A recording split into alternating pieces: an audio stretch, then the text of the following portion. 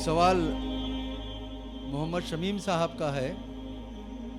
تو کہتے ہیں کہ دلیل دی جاتی ہے کہ ہر نفس جو کرتا ہے وہ پہلے سے طے شدہ ہے، پھر ہم اچھے اور برے عمل و فعل کیسے کریں یا کرتے ہیں؟ یہ بڑا پیچیدہ مسئلہ ہے قدر کا. تقدیر کا جو تصور ہمارے ذہنوں میں ہے وہ صحیح نہیں ہے. قدر کہتے ہیں اندازے کو، ایویلویٹ کرنا، کسی چیز کی قدر و قیمت کا اندازہ کرنا. اللہ نے ہر جاندار کے لیے ایک اندازہ مقرر کر دیا. مثلا چھوٹی سی چڑیا ہے اور وہ ہوا میں اڑتی پھر رہی ہے. انسان ہوا میں نہیں اڑ سکتا. مشین بنا کر ہوائی جہاز میں اڑ جائے، خود تو نہیں اڑ سکتا. تو یہ ہر نوع کی ایک تقدیر ہے. اسی طریقے سے ہر انسان کی بھی کچھ لیمیٹیشنز ہیں.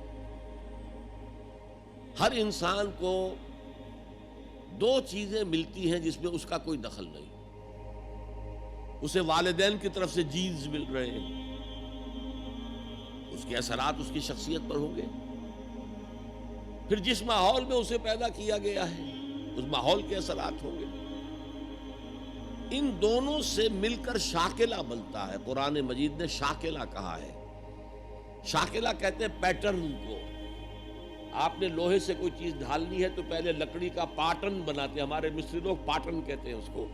اسے آپ پیٹرن سمجھیے تاکہ اس میں آپ نے لوہا پگھلا کر ڈالا تو اسی کے مطابق ڈل گیا.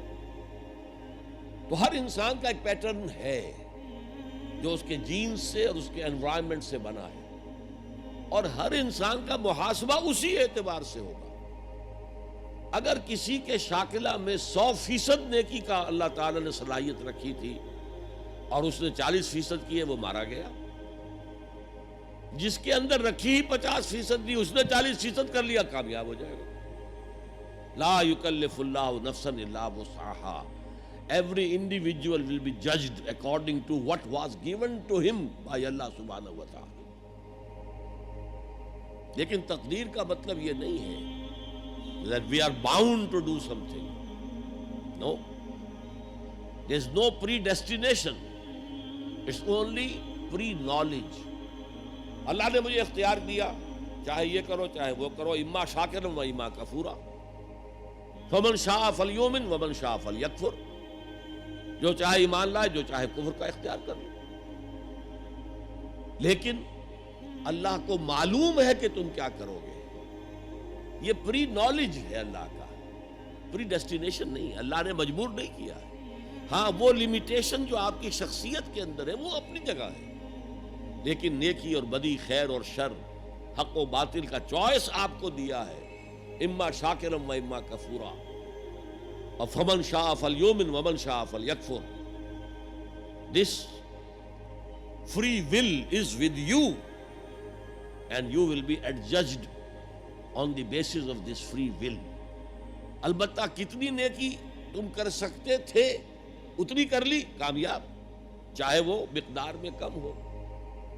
اب جب غزوہ تبوک کے موقع پر حضور نے مسلمانوں سے کہا یہ جیش العسرہ ہے، ساز و سامان چاہیے، اب لاؤ پیسے پیش کرو. حضرت ابوبکر نے اپنا سارا اثاثہ لا کر رکھ دیا.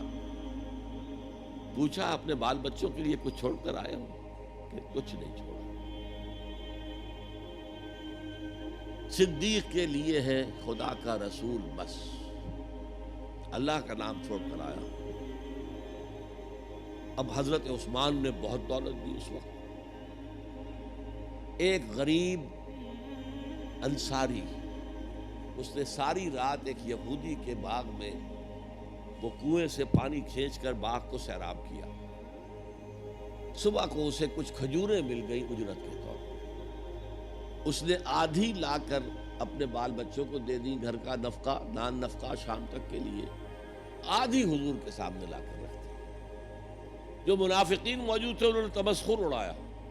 ہاں جی ہاں، بغیر ان کھجوروں کے تو یہ لشکر جا ہی نہیں سکتا، یہ تو بڑا، یہ تو بہت. حضور نے کیا کہا؟ ان کھجوروں کو اس پورے ڈھیر کے اوپر پھیلا دو، اللہ کی نگاہ میں یہ اس پورے ڈھیر سے زیادہ بھاری ہے. آپ جو کچھ کر سکتے ہیں کیجئے. اللہ تعالیٰ کی لاٹھی اندھے کی لاٹھی نہیں ہے جو برابر چلے سب پر، بلکہ ایوری انڈیویجول اس کے علیحدہ علیحدہ حساب ہوگا۔ اللہ کا کمپیوٹر بہت بڑا ہے، بہت بڑا ہے، بہت بڑا ہے، وہ ہر ایک کی قدر و قیمت کا تعین کر لے گا۔ اگلا سوال، آپ نے کہا تھا جس نے قرآن کو جھٹلایا وہ عنقریب خسارے میں ہے، تو قرآن اور حدیث کی کتابیں ہونے کے باوجود بھی ہمارے علماء مسجدوں میں، گھروں میں اور درسوں میں قرآن کی باتیں چھوڑ کر بزرگوں اور اماموں کی کتابیں کثرت سے پڑھتے اور پڑھاتے ہیں۔ کیا ہمارے علماء یہ نہیں جانتے کہ قرآن ہی بخشش کا ذریعہ ہے اور قرآن میں ہی سب فضائل اور مسائل ہیں؟ پھر وہ ایسا کیوں کرتے ہیں؟ تسلی بخش جواب دیں۔ میرے پاس یہ اختیار تو نہیں ہے کہ آپ کی لازماً تسلی کرا دوں، البتہ میں عرض کرتا ہوں علماء کرام کو برا بھلا کہنے کی بجائے اپنے گریبانوں میں جھانکیے۔ آپ خود کیوں نہیں پڑھتے دین کو؟ آپ نے ڈاکٹری پڑھی، آپ نے انجینئرنگ پڑھی، آپ نے MBA کیا، آپ نے کمپیوٹر سائنس کے اندر MSc کیا، آپ کیوں نہیں پڑھتے؟ آپ نے یہ مولوی پروفیشن کریٹ کیوں کیا ہے؟ اسلام میں کوئی مولوی پروفیشن نہیں ہے۔ اسلام میں نہ پاپائیت ہے نہ برہمنیت ہے۔ ہر مسلمان کو اس قابل ہونا چاہیے کہ نماز پڑھائے، ہر مسلمان کو اس قابل ہونا چاہیے اپنی بیٹی کا نکاح خود پڑھائے، ہر مسلمان کو اس قابل ہونا چاہیے کہ اپنے باپ کا جنازہ خود پڑھائے۔ جو دعا اس کے دل کی گہرائی سے نکلے گی وہ کسی عالم دین کے دل سے نکل سکتی ہے۔ تو اصل میں ہم نے اختیار کیا دنیاوی تعلیم، جس میں پیسہ ہے، جس میں عزت ہے، جس میں گلیمر ہے، جس میں اونچے کیریئر ہیں، اور ہم نے باقی کام چھوڑ دیا ہے علماء کے تو پھر ان پر تنقید کرتے ہیں۔